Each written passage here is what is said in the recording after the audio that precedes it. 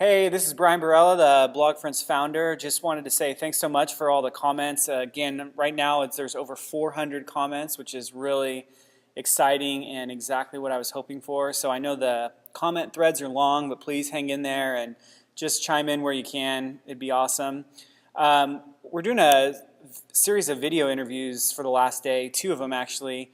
One related to evangelism. This one's actually related to the category social media and ministry, but particularly how do you communicate with your ministry partners, your financial supporters, using social media? And I'm excited because I have Bob Foose, who's on staff, a great communicator, interviewing or talking with Steve Raquel, who's a professional social media consultant and has worked on a variety of marketing and advertising things, has a lot of experience, supports a lot of staff, and he shares firsthand some of the trends that he's seeing, as well as some tips and best practices for communicating with people via social media. And I like having Steve because Steve's really on the edge of social media, and so he's able to communicate what I think will be the norm in 3 to 5 years. And so I encourage you just to soak it in and ask questions, and I'll try to get Steve to answer some of those in the comments if you have them.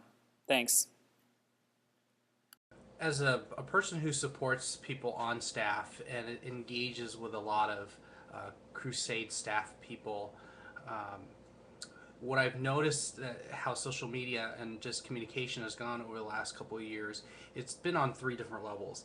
The first one is your typical monthly, bi-monthly, bi-weekly written communication. The second one is the email communication. The third one, and more prevalent nowadays, is the Facebook communication.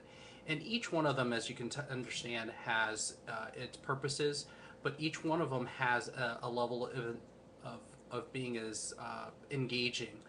So as we continue to depend more and more on social media, I think that the Facebook approaches, the Twitter approaches, will start growing more important than the written word, even though that still has a place.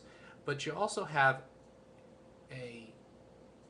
you also have kind of a delineation between the older and the younger set. The younger set being adaptive to social media, the older still having a leverage or a desire to utilize the written word. So you still kind of have to use all three mechanisms, but more and more you'll start seeing the older set, or like mine and above, being more engaged on Facebook, and that being more prevalent in terms of staying in touch with their ministry and being more engaged in the ministry than ever before. It's interesting because most of the requests we come from existing and people we don't support on a regular basis happens at the end of the year, when there's either a shortfall or a greater need, or when there's a situation like they're initially fundraising, or with a change in family status. They're having a baby or something like that. It doesn't necessarily change how I react or I respond to them, because it's based on kind of where God leads me and the resources I have. But what it does do is not necessarily in the fundraising, but when there is a situation or a prayer need where I can be engaged with them and follow that situation much more closely than an email or really some kind of paper trail that I get that the situations happened months ago.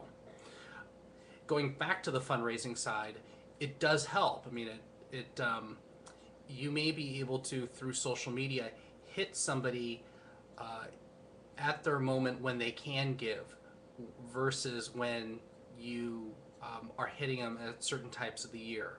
So the key, though, in social media, as you know, is engagement.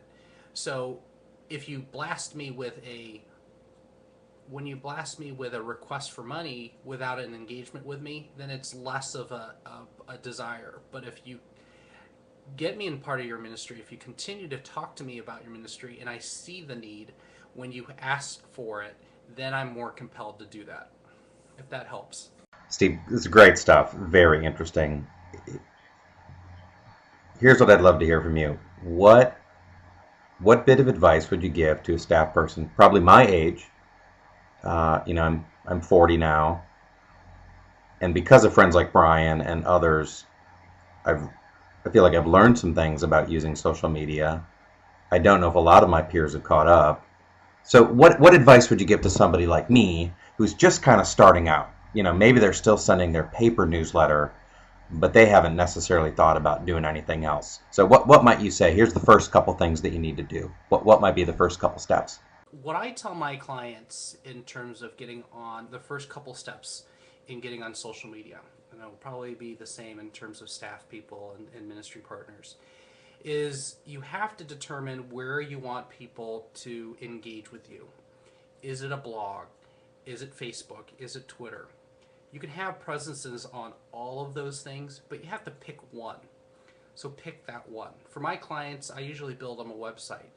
But for cost purposes' sake, it may be easier to be on Facebook because of the kind of the universality of it.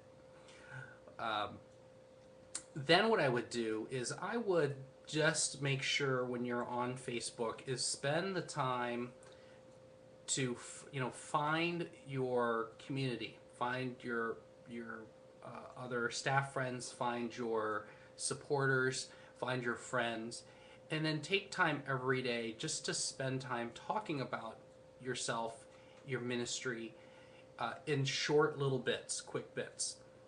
What I tell my clients is that it takes time to find your voice. And you're not going to find it immediately, and you'll be tripping over kind of how to use the technology.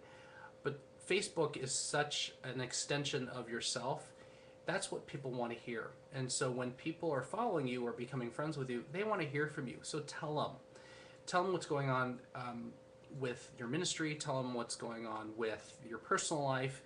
It becomes a platform where they can then engage with you in much more real-time environment, and you'll find is that you'll start to build up a more solid and more engaging relationship with your supporter base, that when needs come up, when concerns come up, that you'll see that your group or your followership respond quickly. So let me give you a quick example. My wife went on a summer project 20 years ago, a little more than 20 years ago, to Hampton Beach, and we have stayed in touch with Jim and Barb Rhodes, who are the regional directors, I believe, on the East Coast. Jim recently was diagnosed with thyroid cancer. My wife had thyroid cancer. We had seen them and had communicated through Facebook, and he recently had indicated that there was something else wrong. He went back into the hospital for another surgery, and this was probably last week. Normally, in normal sense, we would have gotten a printed letter 2 months from now talking about what happened. But because of Facebook, we were able to stop, send an email, tell some friends, pray for them, and stay in contact throughout the whole process. And that allowed us to feel like we were continuing to be part of his ministry in real time. And that was important.